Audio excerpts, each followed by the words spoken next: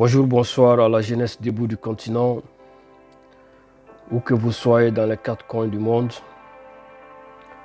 Recevez ici l'expression de nos salutations les plus fraternelles. Camarade Kalafo depuis Australie, nous saluons ici nos paysans, nos miniers africains qui, dans les confins de nos pays, donnent tout à l'Afrique, mais qui sont oubliés. Nos salutations à toutes ces masses laborieuses dans nos villes et dans nos campagnes qui tiennent à bras le corps nos économies. Après qu'elles aient été bafouées par des dirigeants qui décident tout, mais sans rien décider. La communication d'aujourd'hui est la seconde sur l'extraversion de l'économie africaine et ses conséquences désastreuses sur le développement de l'Afrique. En regardant l'Afrique, les images qu'elle projette, les images que nous recevons sont des images d'un continent vaste, d'un continent peuplé et en majorité jeune, d'un continent doté de ressources naturelles de toutes sortes.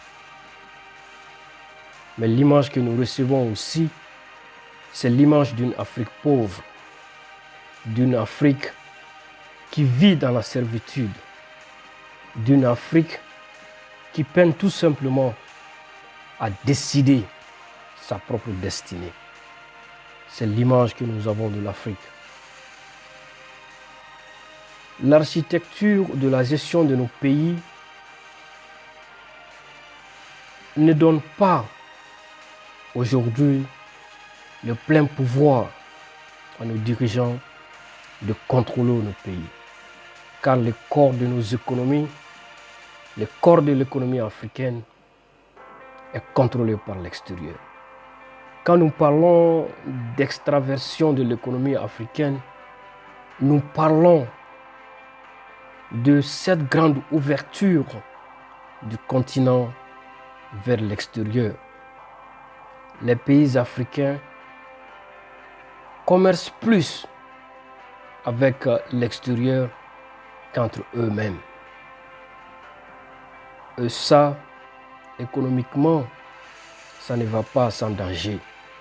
Les conséquences sont désastreuses. L'absence criarde d'industrie de transformation est à la base de l'extraversion de l'économie africaine. Et ce constat est très visible quand nous regardons le processus,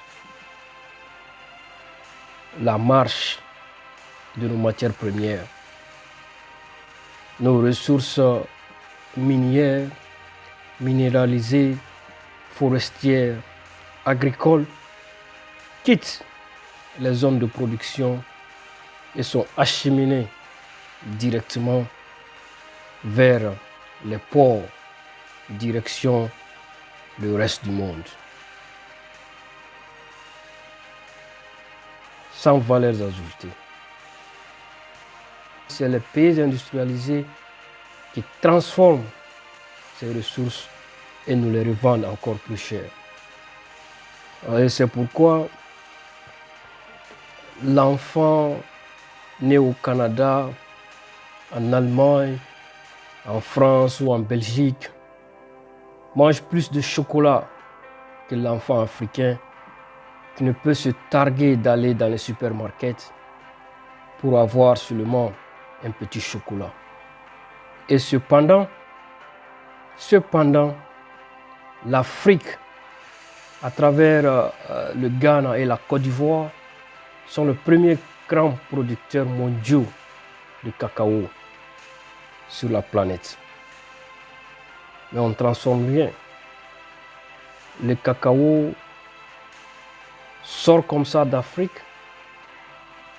et s'est transformé à l'extérieur. Aussi, ça nous rappelle cette dépendance voulue, cette dépendance devenue aujourd'hui un mode de gestion. Quand on regarde le Mali, nous avons plus d'1 million d'hectares à l'office du Niger. Autant d'hectares qui, s'ils sont exploités, peuvent nourrir toute l'Afrique de l'Ouest. Mais nous continuons toujours d'importer les riz de très faible qualité à partir de la Chine, du Vietnam et dans d'autres pays. Le changement, c'est à ce niveau. Parce que si nous voulons réellement changer l'Afrique, il faut des industries de transformation sur place. Sans industrie de transformation, nous, Africains, nous resterons très longtemps les abonnés de la servitude volontaire. Il est temps qu'on regarde de ce côté. Il est temps d'enclencher l'industrialisation du continent. Et cette industrialisation ne va pas sans énergie. Nous avons besoin d'électricité, de beaucoup d'électricité. Aussi, la création de monnaies sous-régionales et ensuite des monnaies au niveau africain trouve tout son sens dans ce combat pour l'industrialisation de nos États. C'est un combat qui vaut toutes les peines, toutes les souffrances. Un combat qui doit être mené. L'extraversion de nos économies renforce les inégalités sectorielles de productivité. Ça, c'est indéniable. Et aussi l'enclavement de nos régions. Parce que ce qui se passe de la zone de production, nos matières premières vont directement dans les ports et sont acheminées à l'extérieur. Donc, ce qui fait que ces régions restent sur le quai du développement. Et c'est pourquoi partout en Afrique, les capitales, que ce soit Bamako, que ce soit Abidjan, que ce soit Dakar, que ce soit Kinshasa, c'est les capitales qui sont visibles. Les capitales deviennent le centre du pays. Les régions restent toujours des zones de la périphérie. L'insertion directe de nos économies à l'économie mondiale par le biais d'exportation de nos matières premières entraîne aussi des dégâts colossaux dus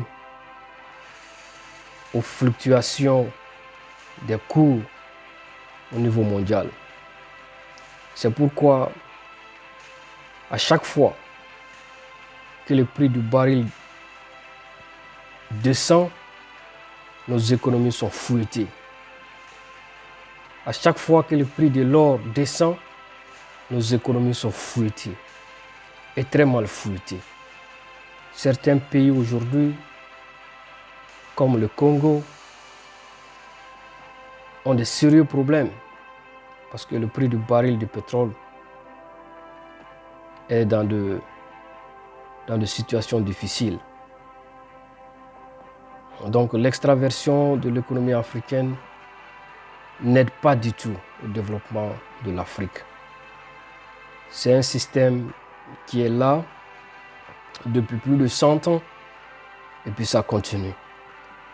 Il faut s'orienter de ce côté pour voir vraiment ce qui est faisable pour que nous puissions réellement démarrer avec le développement de l'Afrique.